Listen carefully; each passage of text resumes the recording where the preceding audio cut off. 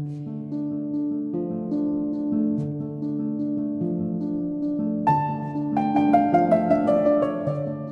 looking at these illustrations by Matisse on the wall, and I see smiling faces, I see young women, nude models, flowers, fruit. They're images of happiness, of joy, they're flirtatious, some of them are erotic. They're the polar opposite of the feelings, the situation that Matisse was in when he began to make these drawings.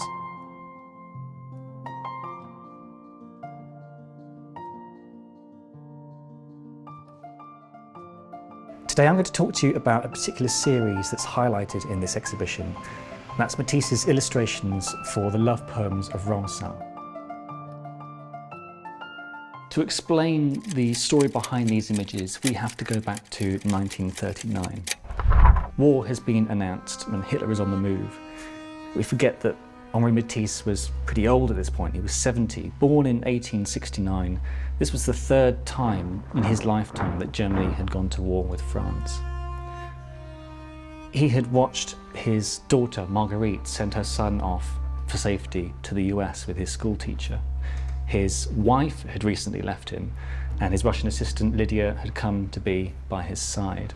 He had returned to Nice too, to his studio rooms there, where he would wait out the war, and the streets were filled with troops awaiting Mussolini's anticipated retaking of the region. It was here, as he stripped the walls of his studios of paintings in anticipation of his separation from his wife, that he also stripped back his art. He reworked his style. He stripped back to an essential of line, of colour, of very basic elements. It was as if the difficulty of this period had begun to metastasise inside him. He suffered from the same stomach problems that he had all his life, but they seemed to flare up now to the point where he needed life-saving surgery. His daughter Marguerite didn't trust the doctors in Nice, so she managed to race her way across country, collect him, and take him on a 12-hour train journey to Lyon through the midst of winter in occupied territory where he received surgery. It took him many months to recover. He was more or less on his deathbed. And when he eventually came back to health and returned to Nice, he knew that he was now working on borrowed time.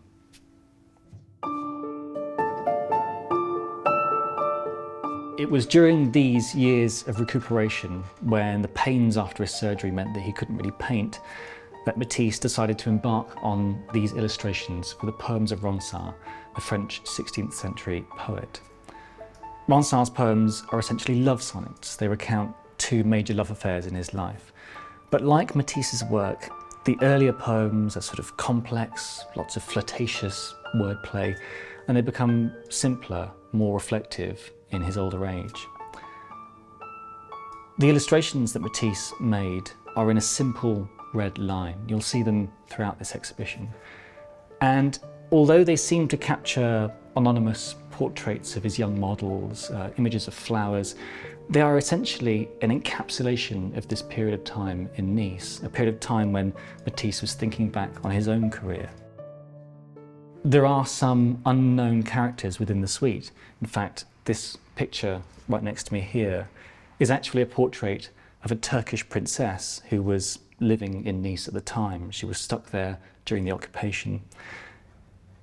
Matisse approached her, asked if she might model for him. Unfortunately, she had to leave quite soon to go and get married. But instead, her group of friends, a sort of band of young women left stuck in Nice, unable to go anywhere, became his models for him. They used to wear swimsuits to cover their modesty as they modelled in his studios, in his rooms at Nice.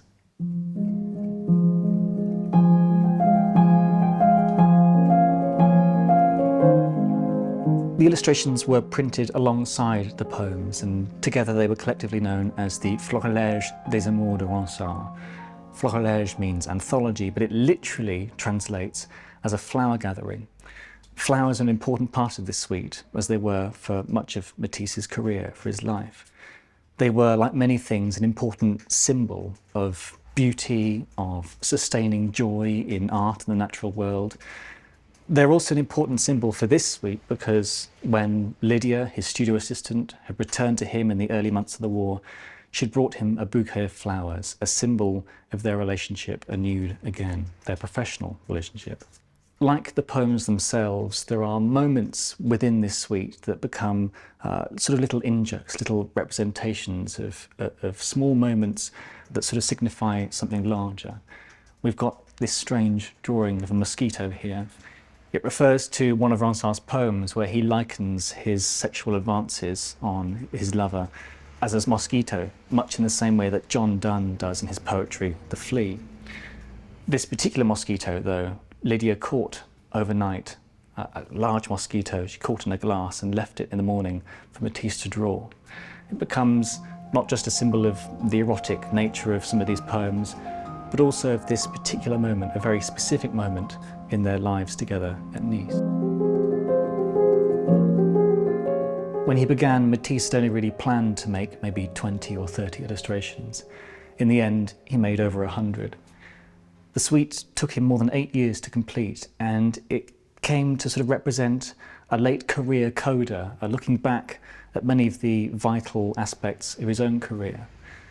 Some of the portraits of his models in this series are reminiscent of the drawings that he made of women in Tahiti in 1930, a period of time that was reflective of ease, of cares, of luxury, of the beautiful heat and the summer sun of Tahiti.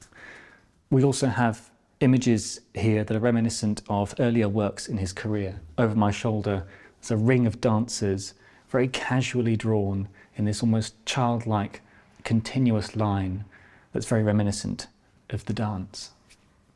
These lithographs were eventually published by Albert Schira, who had come to visit Matisse on his deathbed in Lyon, a publisher who was moving his printing presses from Paris to Switzerland during the war. They were printed by the renowned Mulot Frère in Paris. They're among our favourite images of Matisse's here at the gallery. There's an extraordinary simplicity to them, a simplicity that was actually hard-earned, much like Matisse in this period of extraordinary difficulty, of ill health, of discomfort, produced these carefree images of life and love and happiness. This is much the story of his career, a career which involved much working against critics, working against the grain, of fighting to make images that now seem relevant of colour, of happiness, of beauty, of light. Images for us to enjoy. They're among Matisse's lasting legacy in print, and we're delighted to be showing them here at the Goldmark Gallery.